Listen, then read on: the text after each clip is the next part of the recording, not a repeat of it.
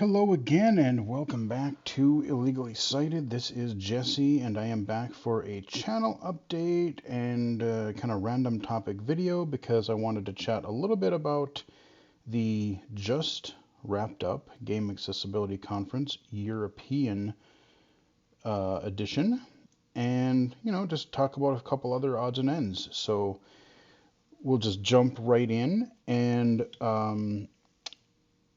as I usually start these, I just want to thank everybody who has been subscribing to the channel, following my work.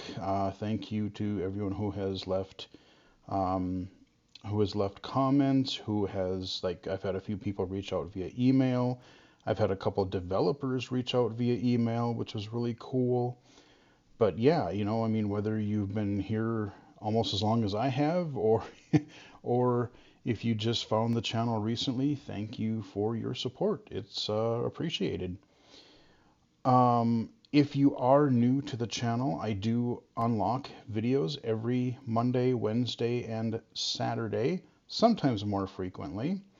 If there are accessibility things happening, maybe there's a major accessibility announcement, or maybe there's a gaming event or something that I want to cover. Just could be, or just because I feel like it, it could be a holiday, it could be whatever. But Monday, Wednesday, Saturday are pretty much the standard right now. I actually thought recently about lessening that to every Wednesday and Saturday, because when I first started the channel, I was doing it Wednesday. Actually, when I very first started, I think I was doing videos once a week. And then I upped it to Wednesday and Saturday. And the reason I actually added Mondays was because Mixer was a thing back then. And I didn't really want to use one of my Wednesday or Saturday videos to unlock the Mixer archive. So if people didn't watch my streams there, they could catch the Monday Mixers, as I used to call them. And but yeah, then Mixer went away, but I kept streaming, and then so I would put those Twitch stream archives out on Monday, and then I kind of took a hiatus from that as well. But I have so many games and tech and apps and all kinds of stuff to cover that, I still literally right now I have probably a couple dozen or better videos already recorded. Stuff that, I want to say I think the farthest back now is like maybe early to mid 2023 is when I have some videos that I recorded. And as I've said before, the reason I like to do that is because, if stuff happens, if I have a technical issue, if I get sick for whatever reason, if I'm out of town, you guys just won't know any better. You guys, I'll try to unlock videos on the regular schedule for everybody. And like I said, you guys won't know any better, but I can take a break if I need to, or, maybe I just need a break from recording, and that way I don't have to worry about not having content. So yeah, I don't know. I'm still probably going to keep them Monday, Wednesday, and Saturday for now. But depending how things go, maybe I'll cut back eventually, but things will stay the same, I think, going forward. If you are new here, everything is divided into playlists as well. So playlists area is definitely a great place to check. I cover a lot of different stuff. I cover a lot of technology, gaming, virtual reality, apps, all kinds of different things from a low vision and even blind perspective, because I try to cover things both for blind and low vision users. So I have things like my low vision spotlight videos, which are games that I play, mainstream games that I play with my usable vision. I have accessible game spotlights, PC, console, mobile. Those are games that I cover that totally blind players can play. Like I said, cover apps, VR accessibility, VR content, although like I said, I have taken a hiatus from that as well, simply because I'm waiting for Meta or whomever to actually make a platform accessible. And I know that PlayStation VR 2 technically does support accessibility via the dashboard screen reader. The little problem with PSVR 2 is Sony kind of forgot that it existed. They released it. Seems like a pretty decent headset. But support for it has been, I'm just going to go ahead and say minimal at best. So, if there was a flood of software coming for it or apps and games and stuff, I might actually consider getting the PSVR 2. But like I said, I mean, I I don't even know what games have come out for it recently. So until someone else who has more content coming to their platform, I've invested in two VR headsets right now so far, and I'm kind of done spending money on expensive hardware that I have to struggle to use. So, but yeah, I mean, I do have a lot. I still do have a lot of relevant and I think good quality VR content out there, especially the VR accessibility playlist and looking at VR experiences, VR games, even some educational VR stuff. Because as much as VR games are cool, like I really see a lot of potential in non-gaming uses of virtual reality. I really think that education, entertainment, concerts, events, socialization, any number of different things. If we could just get some sort of base level VR accessibility framework going, it'd be great. But yeah, check out the playlists. I do also want to bring everyone's attention. I still like to bring it up, the Growing Up Illegally Cited playlist, because that is a series I did last year that I'm still proud of and cover. If you have, people often ask questions, how did I get into assistive technology? How did I get into game accessibility? How did I get into the YouTube stuff? I answer all of those types of questions and more. And I also cover just different, memories and different aspects of my life, like growing up, education, grade school, high school, college, the woes of trying to find employment as a visually impaired, disabled person.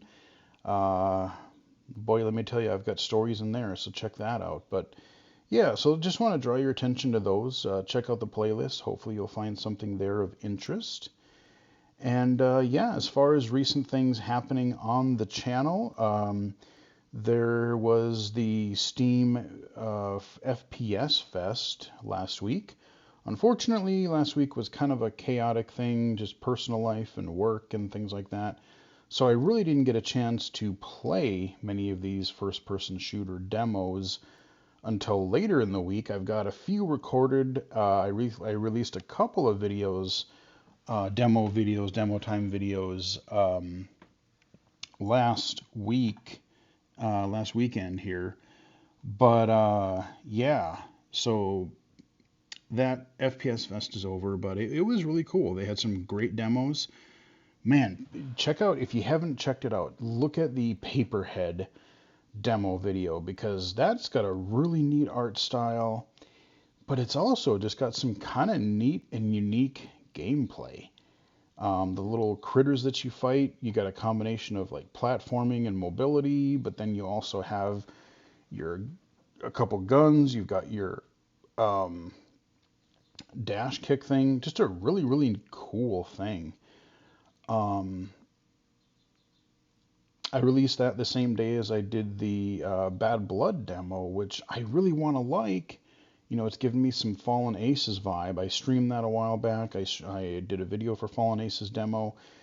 But this Bad Blood, it just has this, it's got a really cool art style, but at the same time, it's also very hard to see well.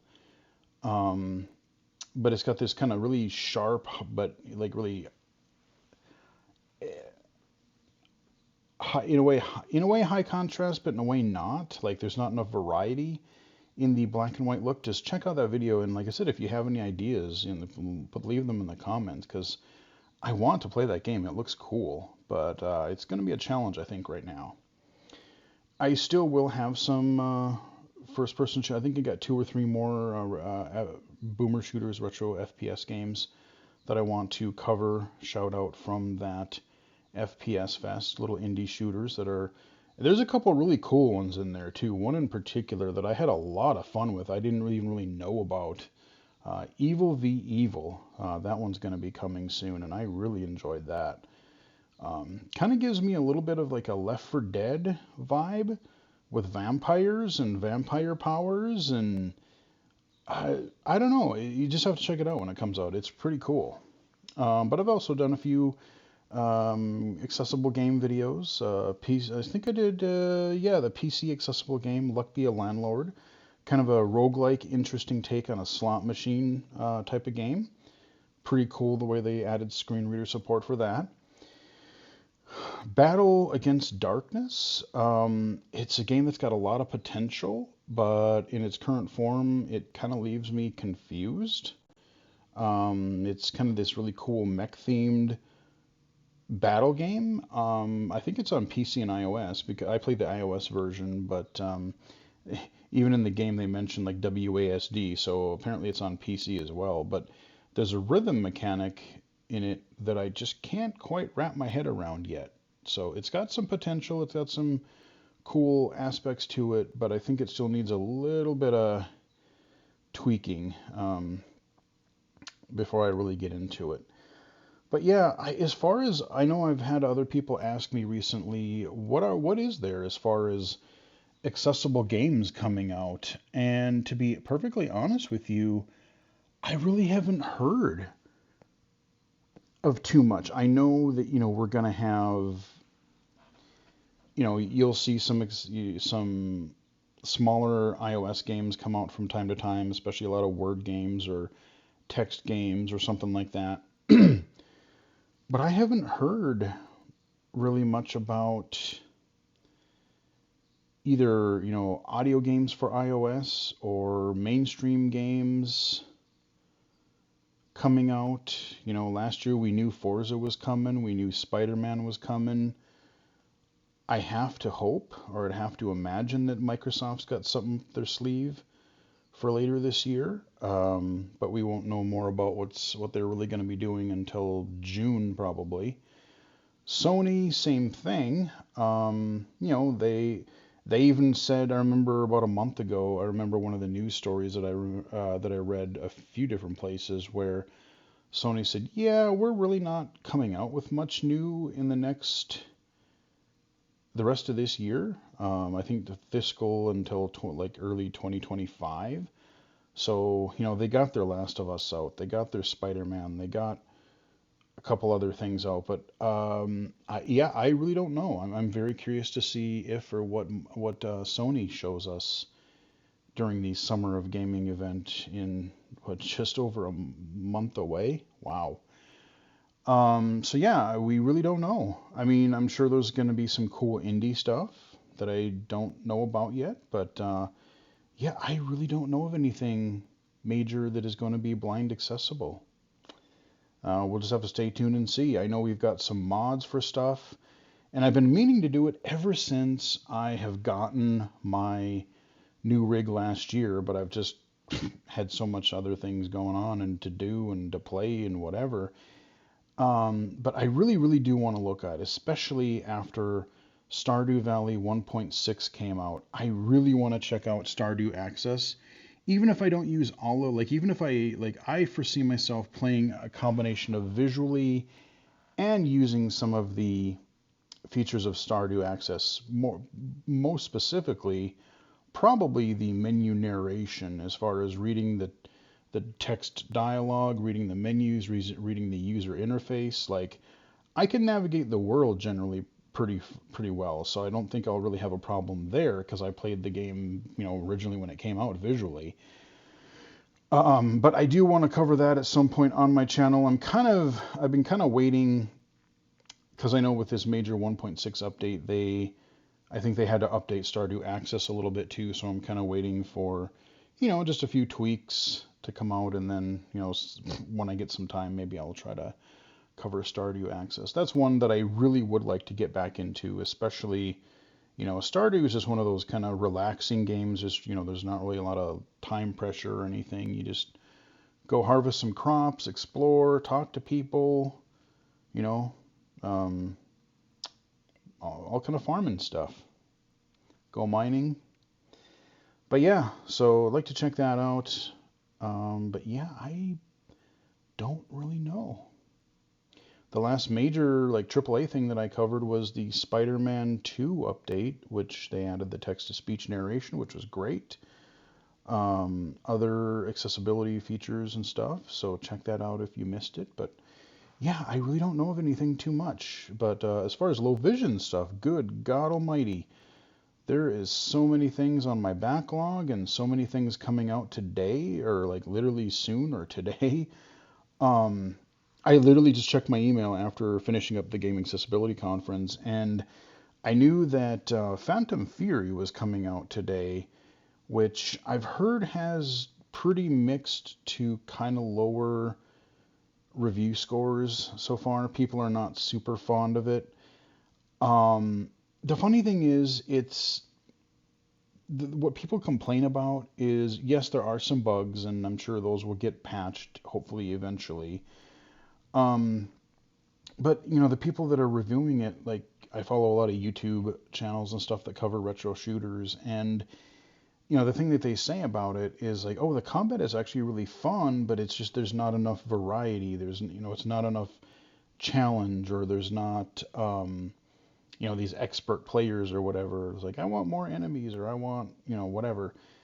Um, but they said the combat itself, what is there is actually pretty fun. It just gets a little repetitive later on, where, you know, um, we'll see.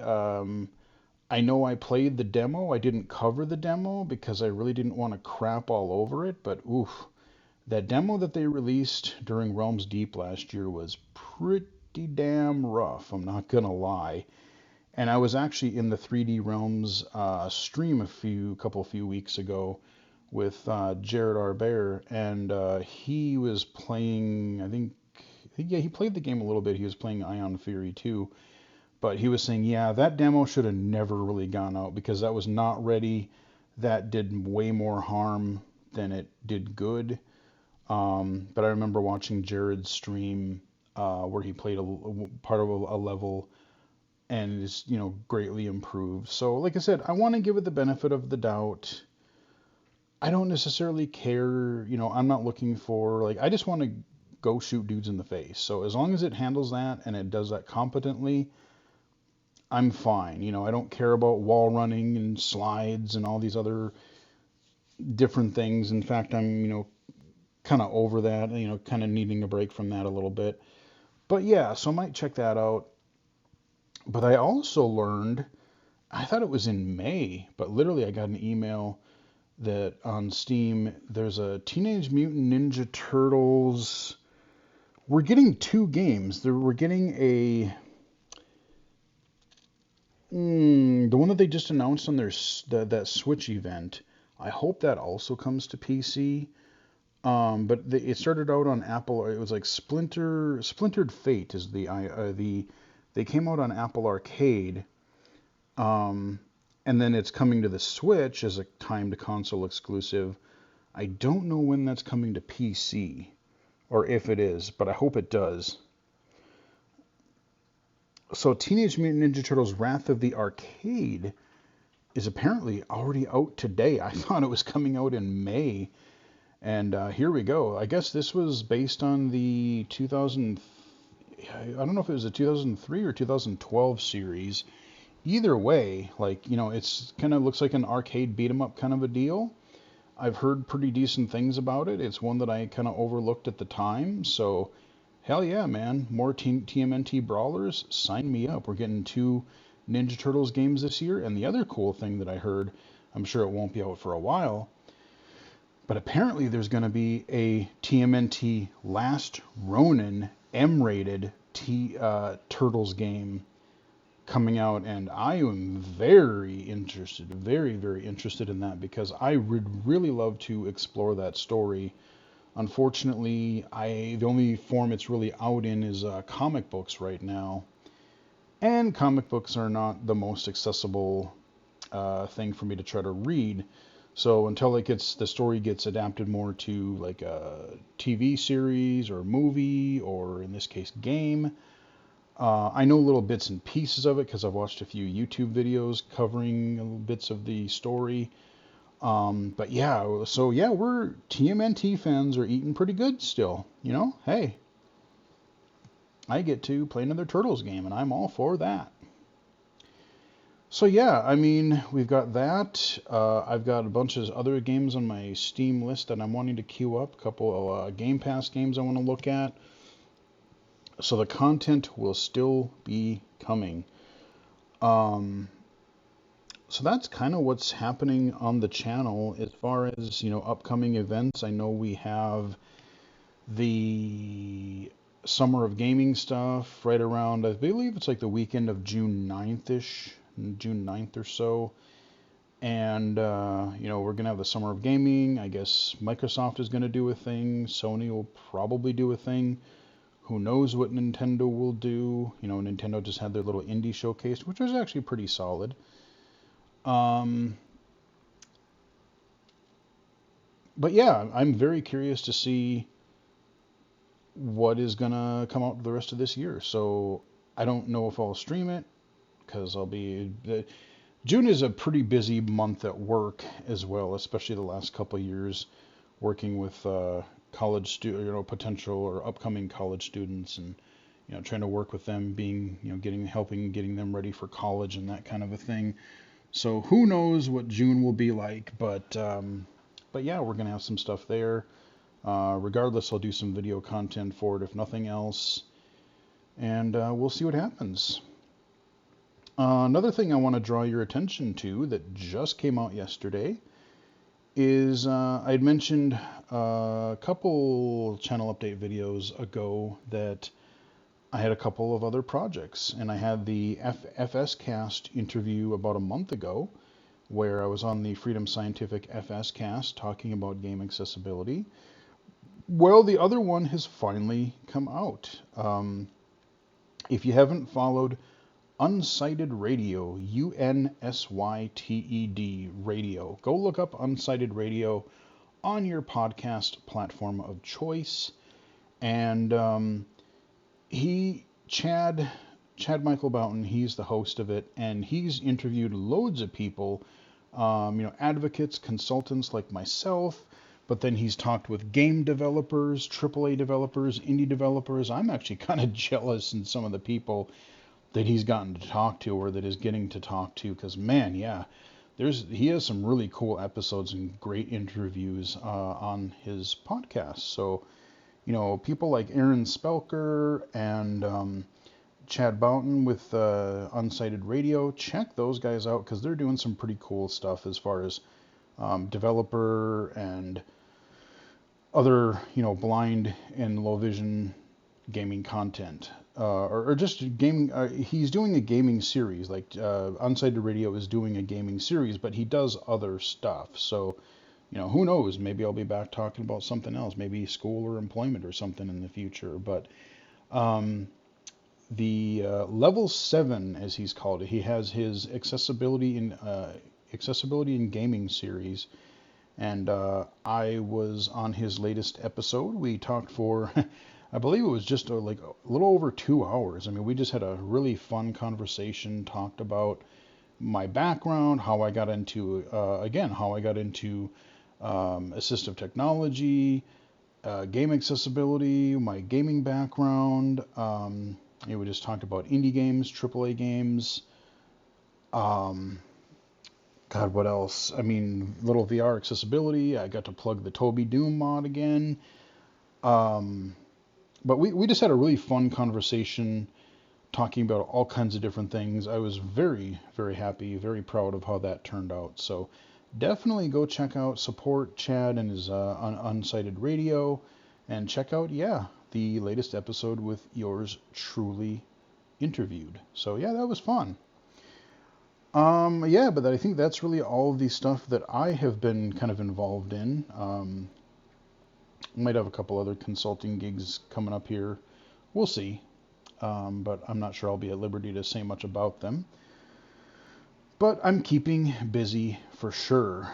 Um, Trying to think if there's anything else I want to talk about before wrapping up with a little bit of Game Accessibility Conference, GAConf.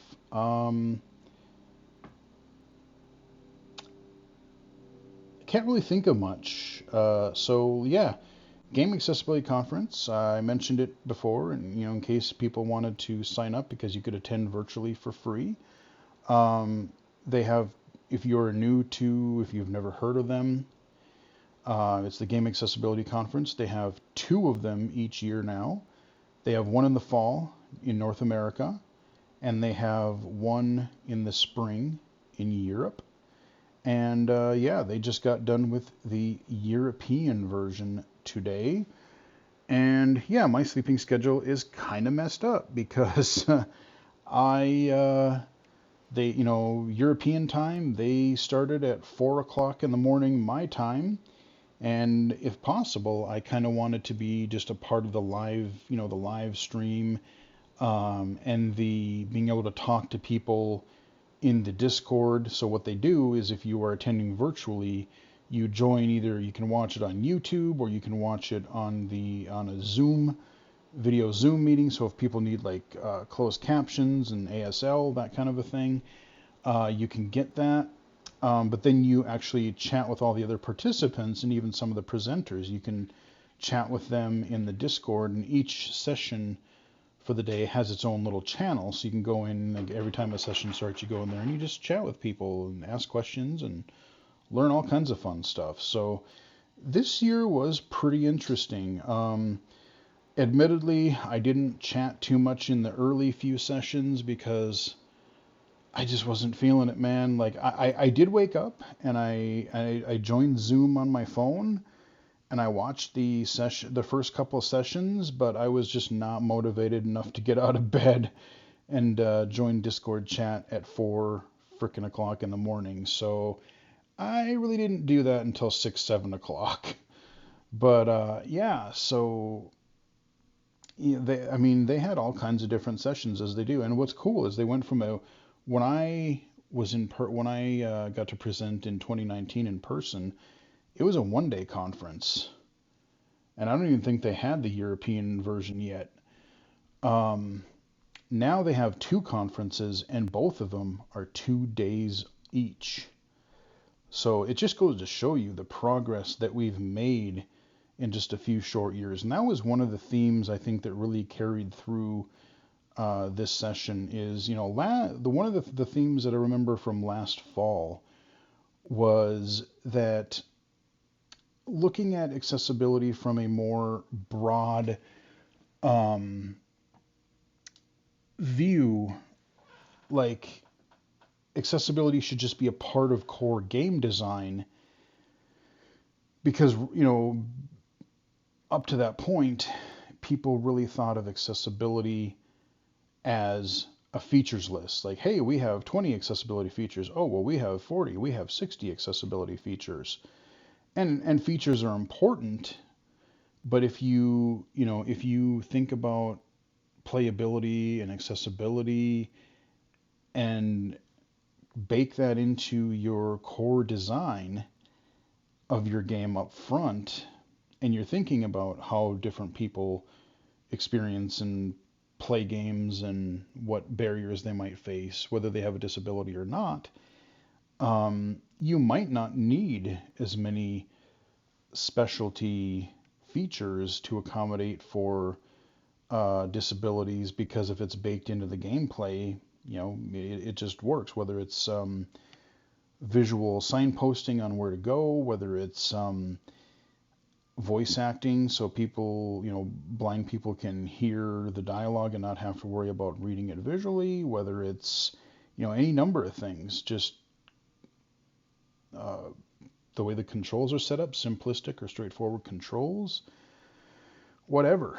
That was before, and then this session, the GAConf EU, I think really the theme this time was just like being part of a team. Like, you're not the only one who had, like, if you are, whether you're in a AAA developer or an indie developer, um, people are talking a lot more about burnout, and people are wanting to, like, oh, if I'm going to do accessibility, like, I want to do such a great job. I want to make sure that everybody can play. I want to be perfect. And that's not a bad thing to shoot for necessarily, but oftentimes it can kind of be unrealistic, especially, you're never going to, as much as we shoot for 100% accessibility, even a game like The Last of Us 2 or The Last of Us, the flagship game that everyone touts as being one of the most accessible games ever made, which it definitely is.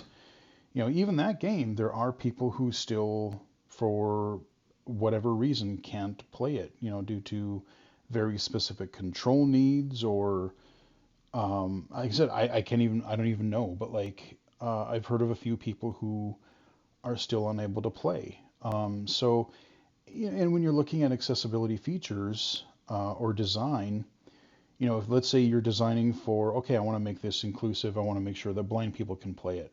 Okay, well, that's great, but then that very thing designing for blind players, because everything is relied on audio and haptics, um, that will make it less playable for people who are deaf.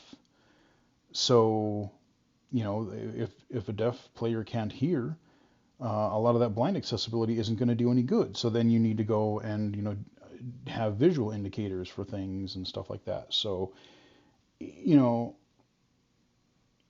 you want to shoot for perfection, but it's just not. It's just not a realistic goal all the time. It's like you're never going to be 100% perfect. You can shoot for the best you can, and go above and beyond and try to do it, like I said, the best you can. But and then there was a lot of talk about you're not the only one on the team. This was brought up in many different sessions where it's like, oh, well, maybe I am an accessibility lead at a company, or maybe we don't even have an accessibility lead, but it's something that I value and that I'm always trying to advocate for in my company. Um, you don't have to take on the burden all on your own. You can try to, get allies. And like I said, even if it's not an official position, maybe you get a level designer, maybe you get an audio engineer, maybe you get um, a designer, whatever. Just working with your team. Like one of the cool things, they had a session on the recent Ubisoft Prince of Persia. I forget the name of it. I forget the subtitle. Something Crown. I forget the name of it. But the one that I did the video for a month or two ago. Um, it was kind of neat because they were talking about that development team was a little bit smaller than your average Ubisoft dev team, and they really didn't have an accessibility lead on that development team. So instead, what they did is they said, okay, even though we don't necessarily have an accessibility person per se, we are still going to consider accessibility from the beginning and throughout the game development process. And then we are going to, continually not only try to think and like identify barriers and the way, how to address the gameplay mechanics, but also reach out to players to get their feedback so we know we're doing it correctly. But then he also talked about like, oh, well, even though we don't have an accessibility lead, like, okay, let's think of, with the time and budget that we have, what types of accessibility can we realistically put in this game? And so they would make a list of that, and then there would be one person on the team that would be kind of the person responsible for monitoring that accessibility piece. So whether it was like a high contrast mode or the cool screenshot map feature or any number of different things like combat level or difficulty accessibility, platform and combat accessibility difficulty. That was kind of a neat way to do it. So like it was a good example of, even if you don't have an accessibility team, an accessibility lead, you can still do that. So that was a neat session. Oh, there's just so many. I'm trying to remember all of the all of the sessions. Actually, let me bring up. Uh, bu- bu- bu- bu- bu- bu. Hang on. Oh, you're going to be that way?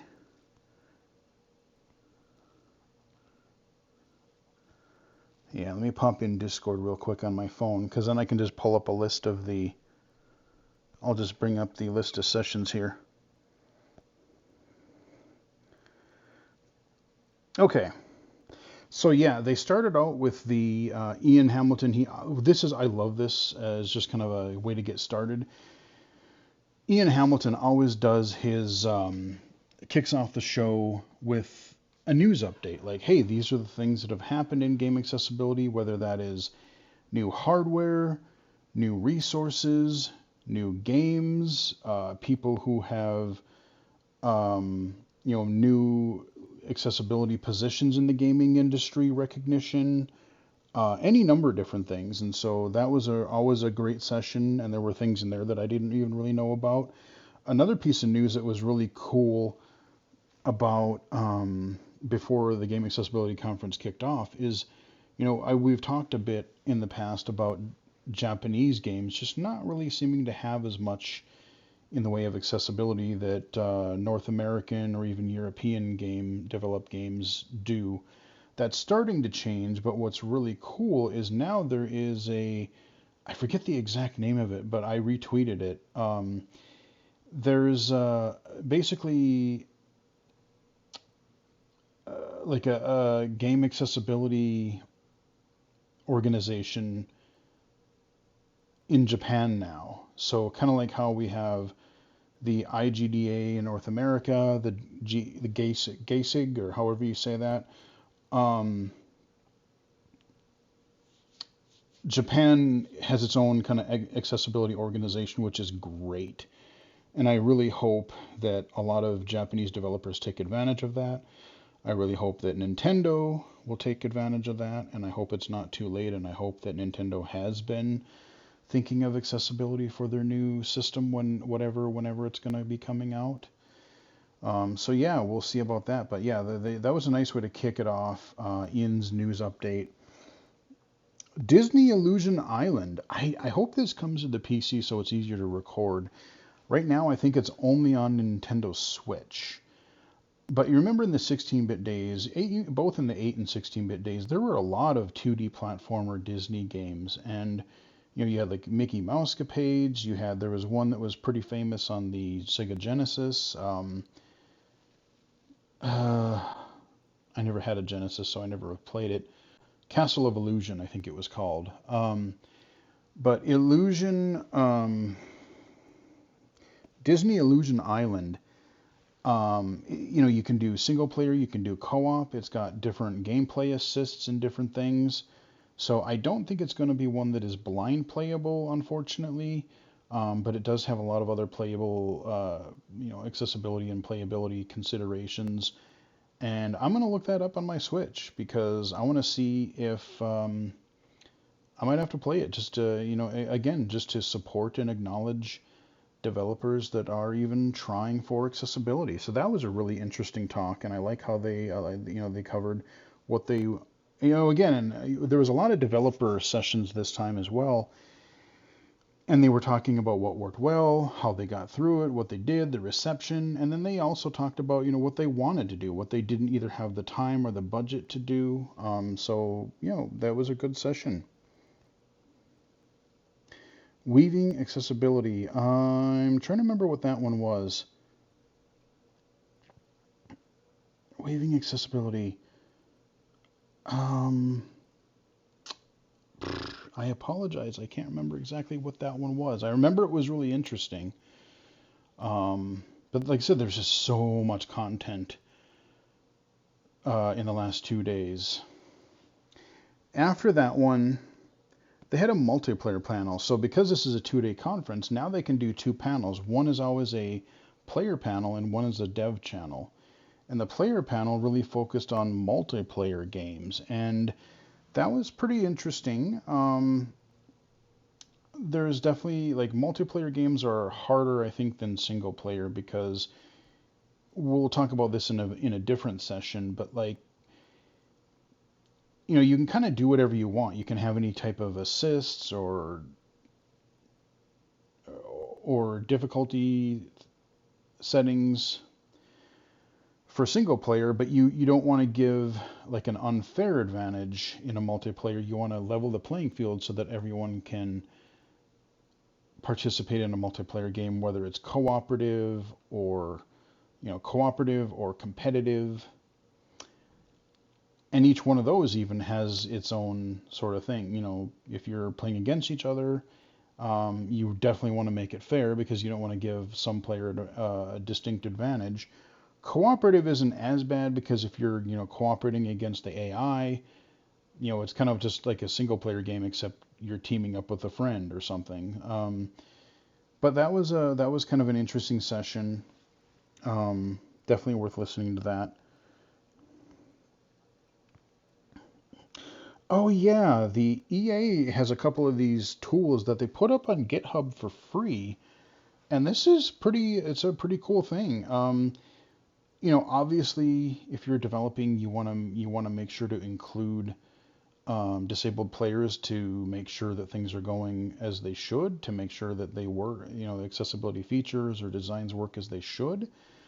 But you have to automate some stuff at least as a starting point, and so they've made a couple of tools to test for both like font accessibility, whether that's font size, whether that's contrast, whether that's legibility, like font style.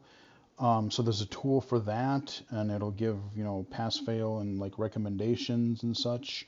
So that was kind of a cool thing. And then they had another one for um, like photosensitivity things, like things that cause epileptic seizures and stuff like that. So you don't want to cycle between different flashing lights or different colors too quickly, and so there's a few games that I can think of immediately that I think even that I can play that I'm like, yeah, you definitely want to have a photosensitivity warning because it's just crazy.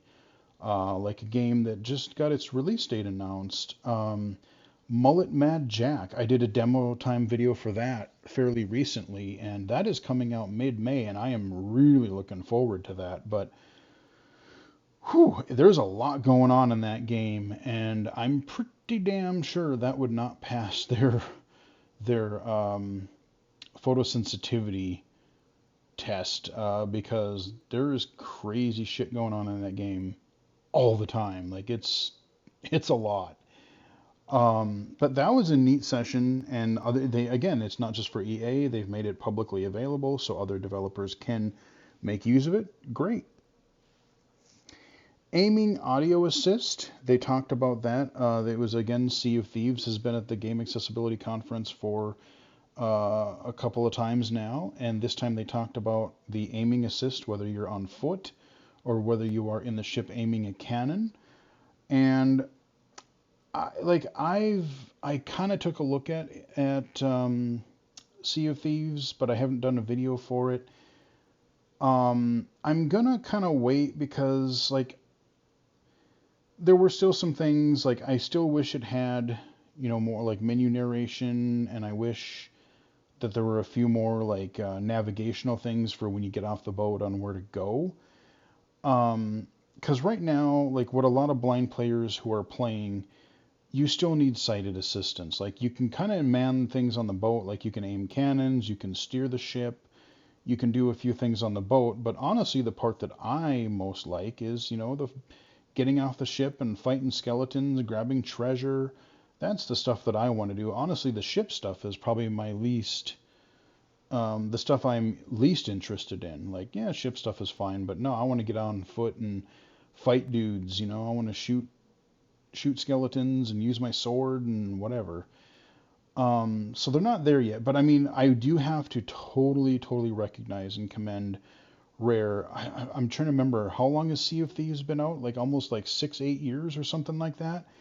They are continuously, like almost every time they release an update, they are also fixing and adding accessibility features to their game. So, I would imagine if they were creating a new game, it might be blind accessible by this point because they've had enough, feedback, and they've seen there's enough other games out there now that have had on foot traversal or on foot navigation and even vehicle navigation to where I think they probably could.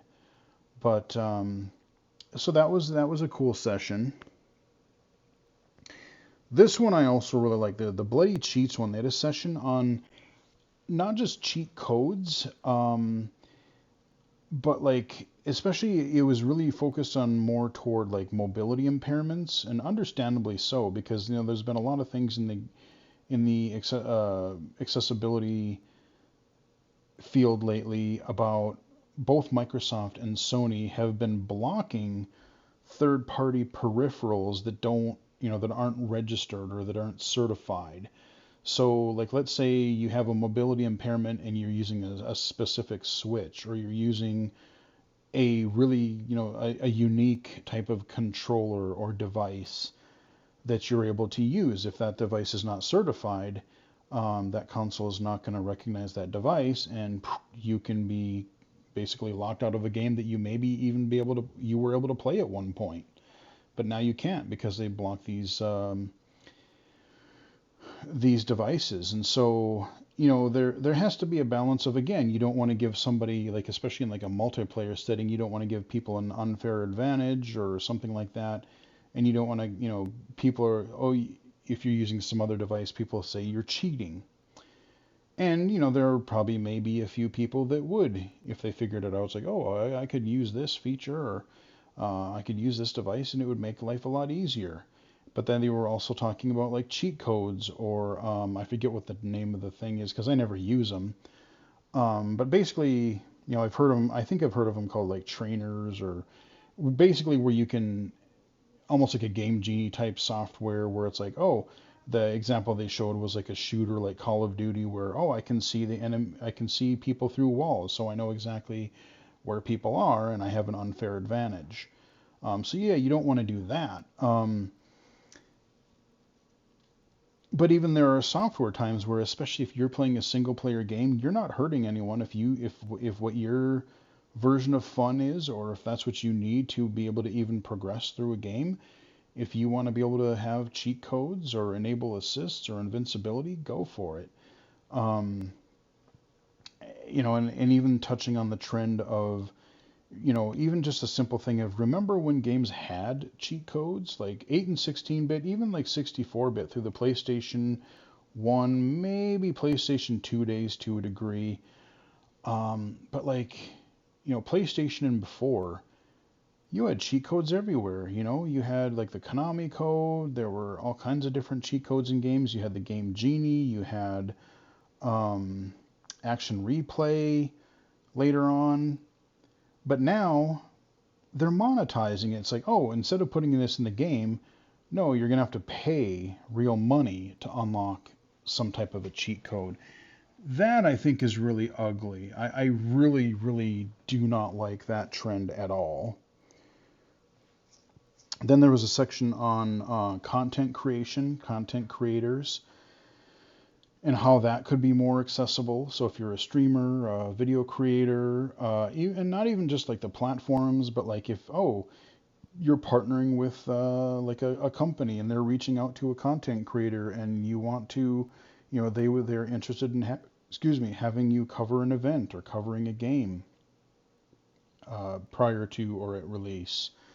So there was a lot of good information in that. So that was a pretty interesting session as well. This was a really good one. It's called Catching Acorns. And this is if you want a session where like you want to share a session with somebody who, like, maybe you're targeting a developer, you're contacting a developer, and you're like, hey, this is what you should consider accessibility. This is a good place to get you started. These are some basic things that you want to look for, basic things that you want to consider. This did a heck of a job doing basically like I called it, even in the Discord chat, I literally said, like, Man, this is like a very, you don't have to sit through a day course or a 3 hour course. Watch this session, and it works as a very quick game accessibility 101 kind of primer. And I would recommend any developer, large or small, in between, I'd recommend people watch that. Because it was just super well done. I really enjoyed that one. And to wrap up the first day, Tara, man, shout out to her. She just talked just a lot about, like, again, we were talking about like not shooting for perfection, burnout, being part of the group. I mean, she talked about so many different things. It's like I can't even remember everything that she covered in there. But like what I really enjoyed about that talk is, um, she's been in an accessibility development field for several years, and I mean, just the passion and the sincerity of that session, I really enjoyed. Like, I would work for her any day. Tara's amazing. I love Tara. She's great. That was just a really, again, genuine session to end day one.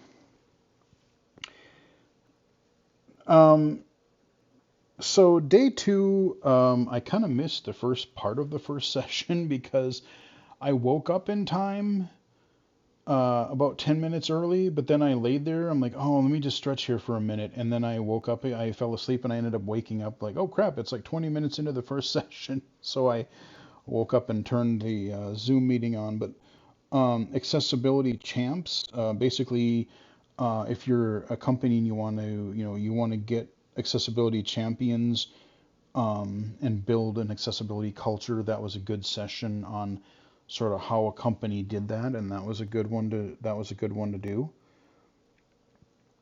Shout out to the Wobbly Gamer. I follow him on social media. He did a really nice session on. He gave some of his background, but then some of like what he found to be helpful for low vision accessibility and blind accessibility, but also even just the use case of like personalizing. Like, it's easy to say this is why it's important, and here's the stats, and here's that, and the other thing.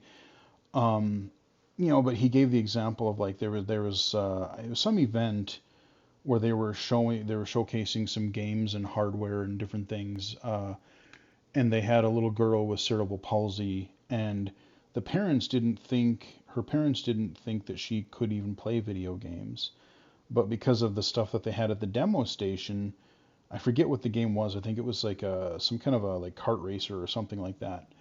But she was able to play it, and she was just like so ridiculously happy. So there's this little girl who, just being able to see like, oh man, like see how much of a difference this does make. You put a face to it. Then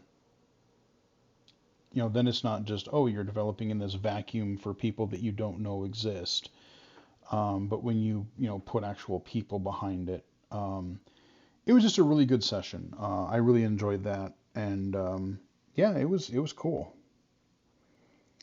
They did a preferences of blind players. This was a survey they did in Spain, and the funny thing about this was they did this right before the pandemic, and so they got the results, recently. But what's cool is the stuff that they even covered from their survey.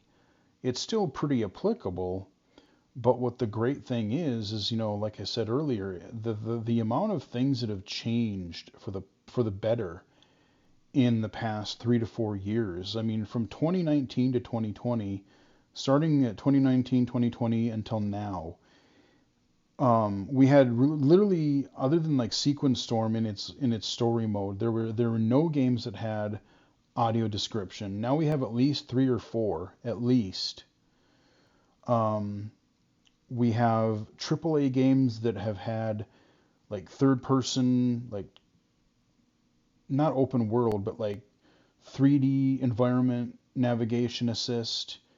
We have a hardcore simulation racing game. We have a fighting game that is blind playable. I mean, there's so many different things, and that's just blindness. That's not even other disabilities. But we've come so far since they even did that survey. Like, that's the encouraging thing. I know a lot of the industry, like games itself, are in a great place right now, but the industry itself, the gaming industry, is kind of a dumpster fire right now, as I've talked about many times, with all the layoffs and closures and all this kind of stuff, which, believe it or not, like that was the thing they touched on even a couple of times here. Certain other award shows, which will remain nameless, wouldn't cover it, but they acknowledged it literally right away. Literally, when Ian started his news update, he's like, there's a lot of good stuff happening, but I have to address the giant elephant in the room, basically, that the last year has kind of been a shit show because of all these developed people losing their jobs. And that was literally the first thing that was brought up. So, again, kudos to GAConf for, acknowledging all the hard work of everybody, and acknowledging how people, as great as things are in some ways, that there are things that need to change and improve. But yeah, that survey section was kind of neat. Indie Accessibility Channel. This was a neat panel. So they had they had like 4 indie developers, one of which was Stories of Blossom. Shout out. Very, very cool. Providing a fully playable game for both blind players, low vision players. You can play that game basically with almost like with one button. I mean, it's very mobility friendly. I mean, they just killed it. And like, again, it's a game. A lot of the games that have had accessibility have been geared toward older players, and so it's great to have something. I mean, yeah, it may not be my ultimate story, because it's a little kid storybook, but I still madly respect it because it's a cute little story, and it's something that a kid can easily enjoy. But this session was just a lot of great. The developers talked about the work that they had done, what worked, what didn't, what they found helpful, gave advice. And I love hearing from indies and just how they have to, how they integrate accessibility into their design and what they're doing, and what they can afford to do time wise, budget wise. It was just a really, really good session. Um, there's another game that I owned it and I haven't played it yet. I just downloaded it on Steam. Um, I can't remember the name of it. It's a musical type of game. It's like a lot of dialogue choices, but it's like a musical. And I got it when it came out, but I didn't play it right away because, if I remember correctly, and I don't know what the status is now, um, but I think, like, it wasn't totally blind playable yet, and they were thinking, or they were going to try to add a few extra things to make it so, and I don't know if that ever happened. But regardless, they did add a bunch of, they even at launch they had a bunch of accessibility for other disabilities, and I think it was semi-blind playable. I'm not sure. But I'm going to take a look at that on the channel. I wish I could remember the name of the game.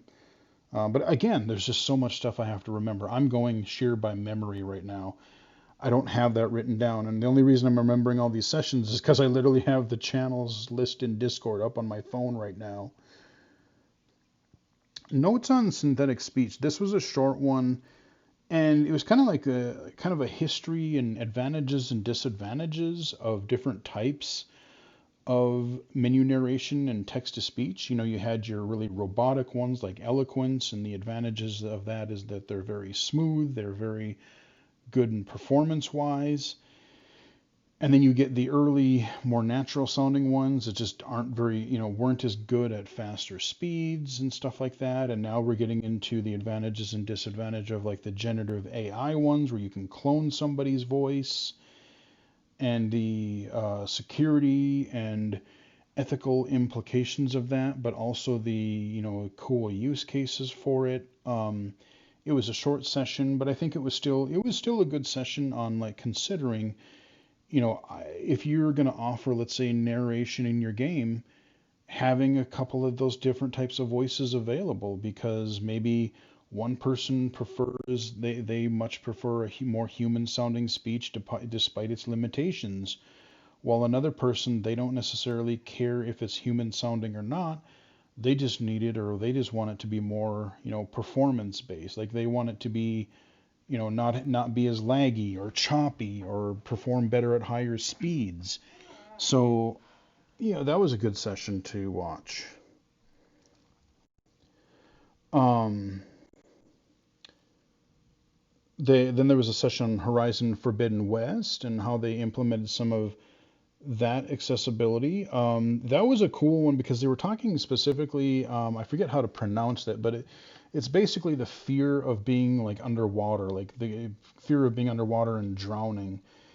And, you know, people have a lot of like fear of heights is common, fear of spiders, arachnophobia is common, but also like fear of being underwater. Like, and I admit, I dread water levels in the game, not because I'm necessarily afraid of being underwater, but because usually what that entails is you usually have a limited oxygen meter. Therefore, your time limit you do have a time limit underwater, because otherwise you'll lose all your health and die. Yippee! That's always fun. But the other complication, at least for me, with being underwater is the fact that when you're underwater, of course, you have this, you're not looking at the environment clearly because you're looking underwater. Everything is kind of hazy. It could be blue, it could be bluish green, it could be whatever shade of muck water you're in. And so, having a feature that gives you, unlimited breathing, or how they address accommodating that. I love the way they considered how to implement accessibility for that type of gameplay. Accessibility. I'm trying to remember, what was this one? The accessibility specialist. Um, yeah, that one was just, I think, just really good, more general information about like game accessibility and being working in the field of accessibility and stuff like that. Audio navigation. This was a neat little. There was a game that a couple of people had made last month in a game jam, and they were trying to. It's a cute little cartoony game.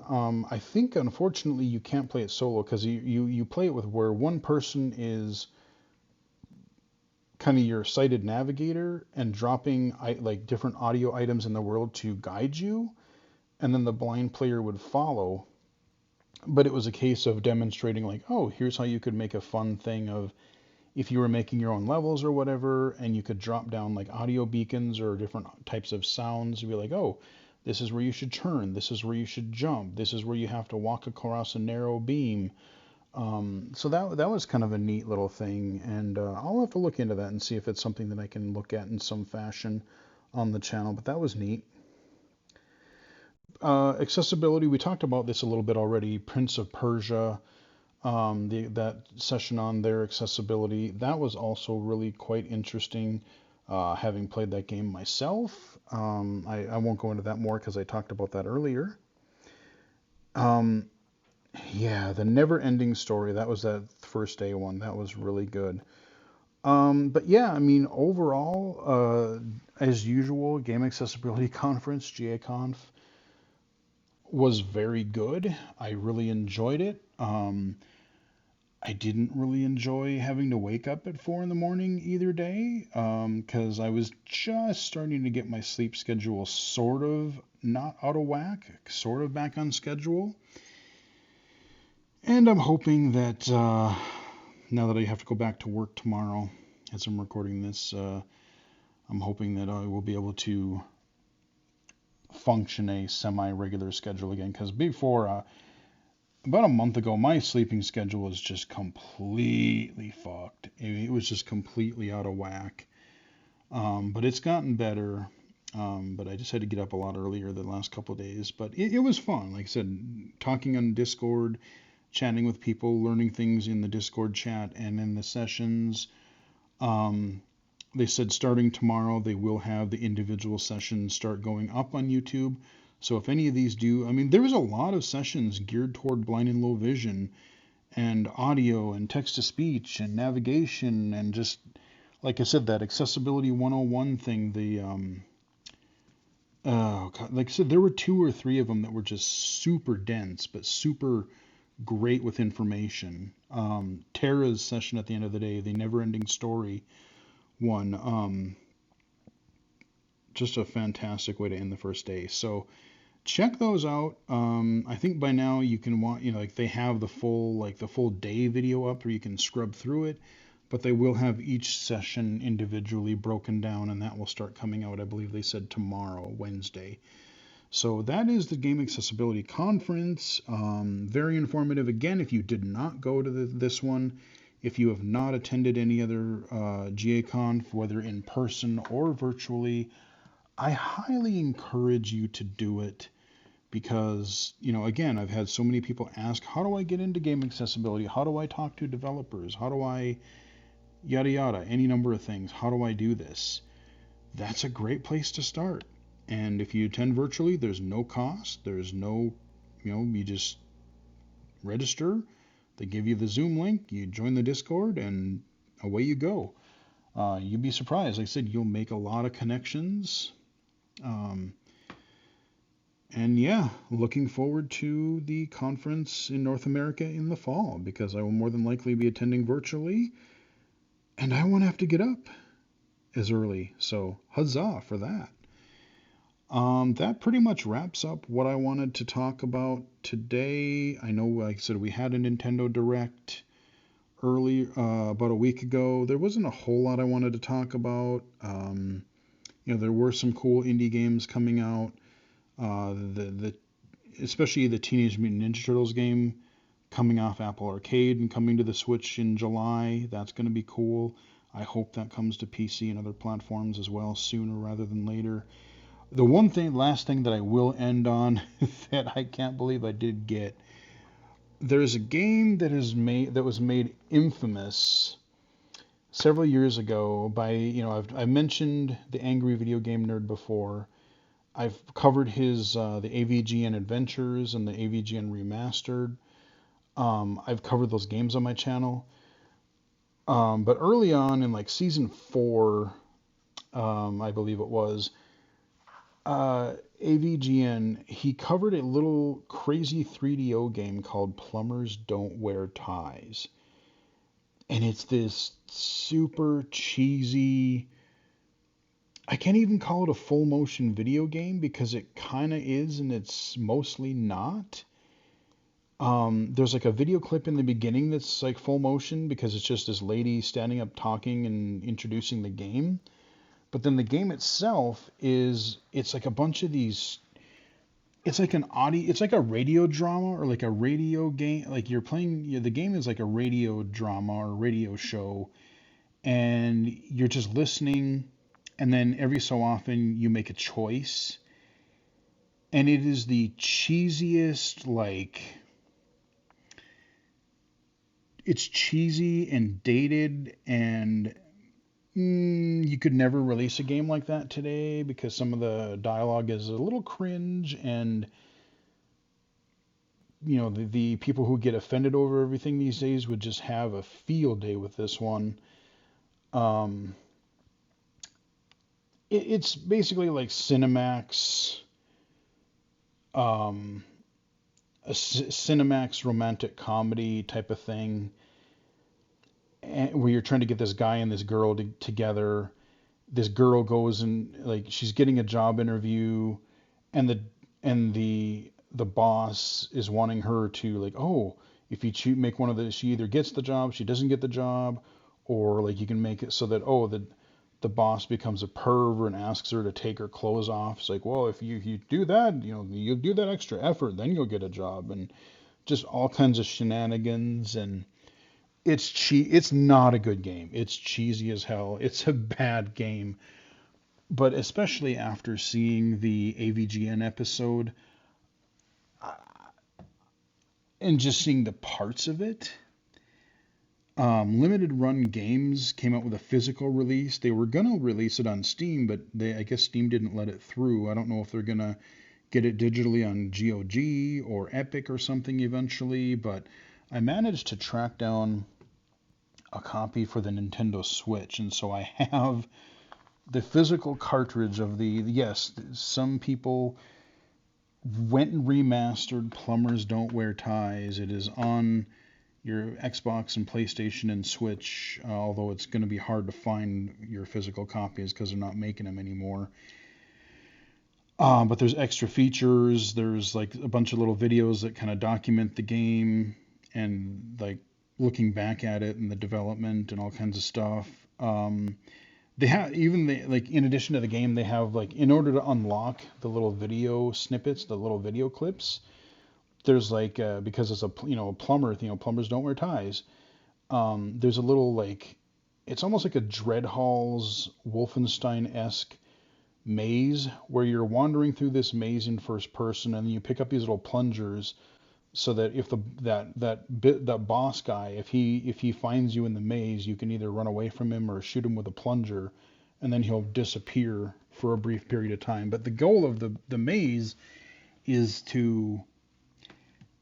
you'll find these big like little video clips on the walls, and you just walk up and interact with them until yes, I want to unlock this video clip. And so you have to, there's probably a good like 20 video clips in there, and so you have to go through the whole maze and just go look through all the sections and try to find all of the video clips, so then you can go watch them under the extras. And it is just a trip. It is like I said, it's cheeseball. It's not a good game, but it is a very strange piece of video game history that after seeing the AVGN episode, I just had to know for myself what this full game nonsense is.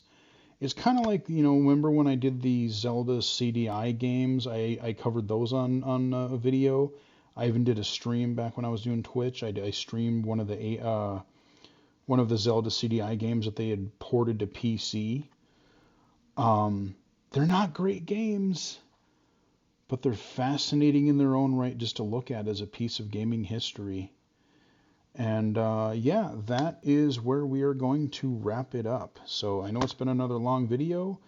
I don't know. I think I might just release this on Wednesday. I'm not sure if I'm going to do this as a bonus video today, Tuesday, or if I'm just going to make this a regular Wednesday video. But I hope you guys enjoyed the video. Check out some of those old videos that I mentioned early on in this video. Check out some of those. Plenty more to look forward to.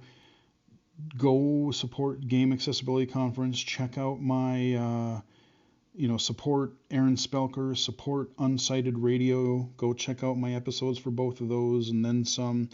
I do also have a, if you go to illegallycited.com, I have it up here, illegallycited.com, and my projects page. Boy, this has almost become kind of a resume of my work in game accessibility. Like I have podcasts, I have interviews, I have videos, I have like speaking engagements that I've done. I'm kind of just looking at this page alone, and then some of thinking about what I've done on the YouTube channel is I'm pretty proud of some of the things I've been able to do in the past 5-7 years.